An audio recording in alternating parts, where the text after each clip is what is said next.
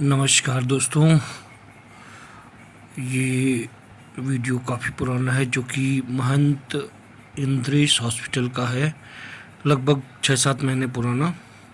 सोच रहा था इसे डालूं ना डालूं, असमंजस की स्थिति में था।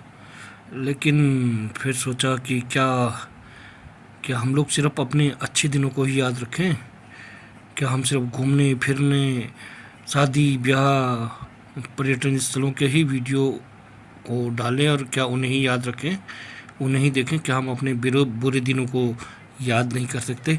क्या उनसे हमें कुछ सीखने को नहीं मिलता कि हमने ये गलतियाँ करी थी जिस वजह से हमें ऐसा परिणाम भुगतना पड़ा? तो मुझे लगा कि डालना चाहिए, तो आज लगभग 6 महीने बाद इस वीडियो को डाल रहा हूँ, और शायद अपने लिए डाल रहा हूँ, ना कि किसी को वो करने के लिए, ताकि मुझे मेरे अब फ़ोन में तो हर चीज़ें रखी नहीं जा सकती ना, फ़ोन कभी खो जाए तो वीडियो भी नष्ट हो जाते हैं। तो दोस्तों, एक बार 6 महीने पहले मैं भी एडमिट हुआ था 6 दिन के लिए अस्पताल में। यह है महंत इंद्रेश हॉस्पिटल और यह है मेरा वार्ड, जिसमें मुझे हो गया था डेंगू और बहुत बिगड़ गया था, जिससे मुझे थोड़ा चोट वोट भी लगी थी। और ये मेरा बेड जहाँ पर धर्मपत्नी जी बैठी हैं मित्रों, ये बेचारी भी बहुत परेशान हुई मेरे कारण। ये रही मेरी आरामगाह और ये धर्मपत्नी जी, और साथ में ही ये लेटा हूँ मैं भी। पहली बार भर्ती होने का अनुभव हुआ था अस्पताल में। चलो, आदमियों को सुख और दुख दोनों का अनुभव होना चाहिए। दोस्तों की कोई देख के हालत खराब हो जाएगी। दिखाता हूँ आपको,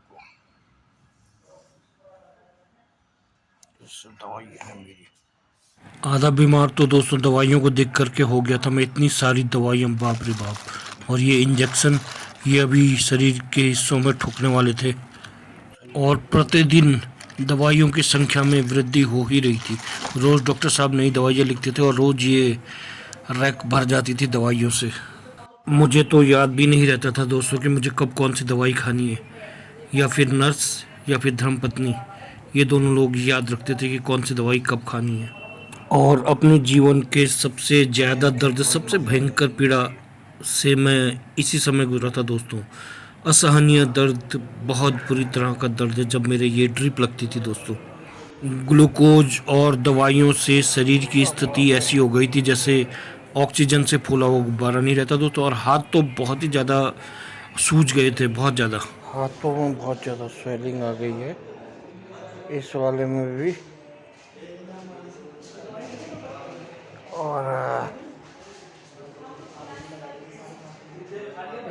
हाथों में जब स्वेलिंग की वजह से नस नहीं मिली तो पैरों के रस से नहीं मिल रही थी तो ड्रिप चढ़ानी पड़ी, जिसमें कि असहनीय दर्द हुआ, मुझे बहुत ज़्यादा दर्द हुआ दोस्तों। लेकिन इस पीड़ा के वक्त पूरा परिवार साथ था दोस्तों, तो वो दर्द की भयानकता का अनुभव कम ही हुआ। विशेष रूप से पत्नी जी और बड़े भाई, इन दोनों को तो बहुत ज़्यादा परेशानी झेलनी पड़ी मेरी वजह से। लेकिन कभी हम अस्पताल में भर्ती होते हैं दोस्तों, तो हमारी पीड़ा ही सबसे ज़्यादा नहीं होती। आप अपने अगल बगल में लोगों को देखते हैं तो आपको लगता है कि मेरा दर्द तो कुछ भी नहीं है। मैंने भी ये चीज़ यहाँ पर महसूस करी मित्रों। पहले लगा मेरा दर्द सबसे बढ़कर है, लेकिन इन लोगों को देख के लगा कि मेरा दर्द तो इनके सामने कुछ भी नहीं है।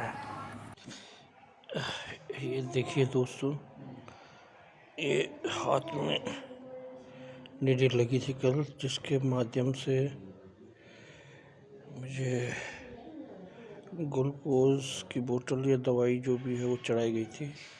हाथ क्या पकौड़ा बन गया है, सुबह तक दिख रहा होगा आपको। हाथ लग ही नहीं रहा है, ऐसा लग रहा है कोई गुब्बारा सा फूल गया होगा जैसे।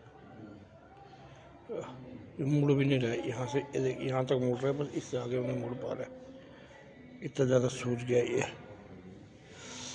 बहुत बुरे हाल हो गए साथ के। अस्पताल में सब कुछ देखना पड़ता है। यहाँ पर लगी थी नीडल, अभी उतारी उसने, पूरी रात भर ये हाथ दर्द करता रहा। लेकिन सवेरे तो मैंने उसे बोल ही दिया, तो उन्होंने तब हटाया इसको। अब भी दर्द कर रहा है। बहुत अरे बाप, गुब्बारा टाइप का बन गया पूरा। आज स्वस्थ हूँ दोस्तों, लेकिन वो दौर अभी भी आंखों के सामने है।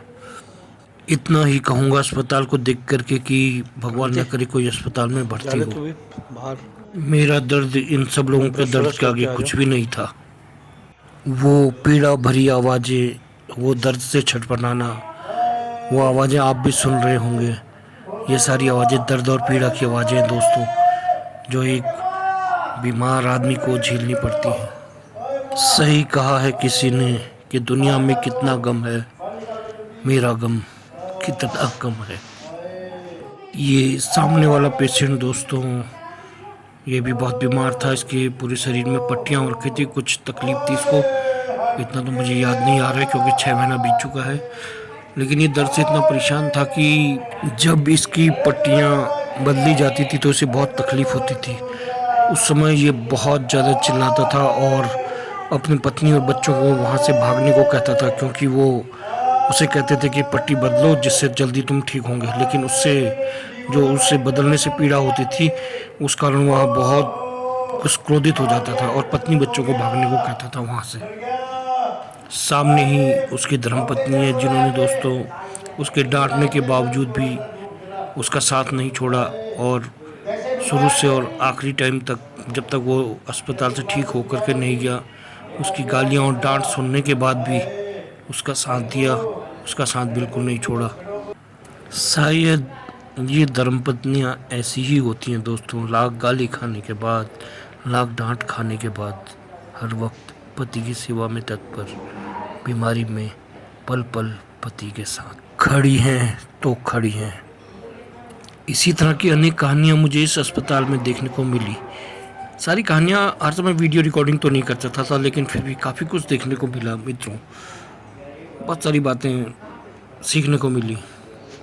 अब देखिए, इस पेशेंट ने अपनी धर्मपत्नी को भगा दिया है डांट कर, लेकिन उसकी धर्मपत्नी गई नहीं है, बल्कि उसके सामने से ज़रूर चली गई है, लेकिन यहाँ इस खंबे के पीछे से अपने पति को देख रही हैं।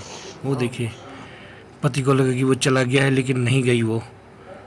ये सब चीज़ें मैंने अपनी आंखों के आगे देखी और महसूस करी हैं, ताकि पति आराम से अपना पट्टी बदलवा सके नर्स के कहने पर, और मुझे देख के चिढ़े ना, इसलिए वो बेचारी थोड़ा दूर जा कर के एक खंबे की आड़ में अपने पति को निहार रही हैं।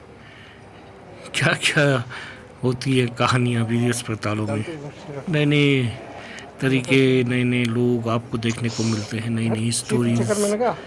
वीडियो नहीं बनाना चाहता था, लेकिन मन नहीं माना और बना ही डाली। और हाँ, ये दोनों बुजुर्ग, ये जो ब्लैक शर्ट में है ये पेशेंट है, ये बड़े भाई है, और जो वाइट शर्ट में है वो छोटे भाई है।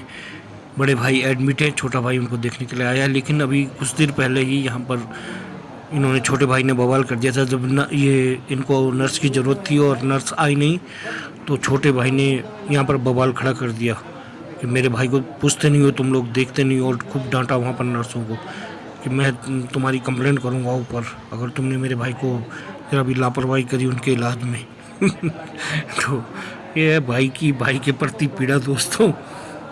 और एक कहानी मेरी भी है दोस्तों। पत्नी को ना खाने का समय, ना सोने का समय, बेचारी दिन भर परेशान, घर में कहाँ आराम से सोती थी, और यहाँ लोहे की बेंच में मेरे सामने रात गुजार रही हैं, जिसमें कि कमर में भी चुभती रहती है वो लोहे की बेंच।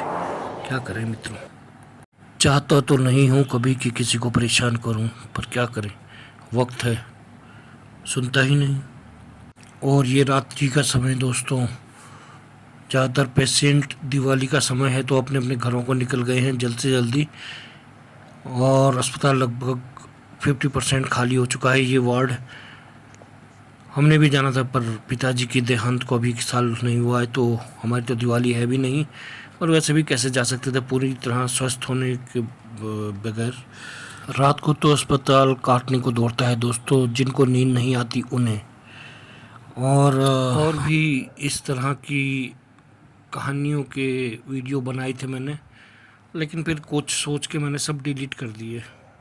ठीक नहीं होता किसी की निजी लाइफ में झांकना, लेकिन थे बहुत अच्छे, मतलब कुछ प्रेरणादायक। जैसे भी मैंने आपको दिखाया, बड़े भाई छोटे भाई और वो स्त्री बेचारी इस तरह के बहुत सारे वीडियो थे, लेकिन फिर मैंने कहा यार ये ठीक नहीं है किसी की निजी ज़िंदगी के में झांकना। लेकिन सीखने को बहुत कुछ मिलता है, बस आपको ध्यान देना पड़ता है कि किससे हम क्या सीखें। तो दोस्तों, कहने का मतलब यही है कि बुरा वक्त भी हमें कुछ ना कुछ सिखाता है। तो दोस्तों, इसी के साथ इस ब्लॉग को समाप्त करता हूँ। नमस्कार, शुभ रात्रि।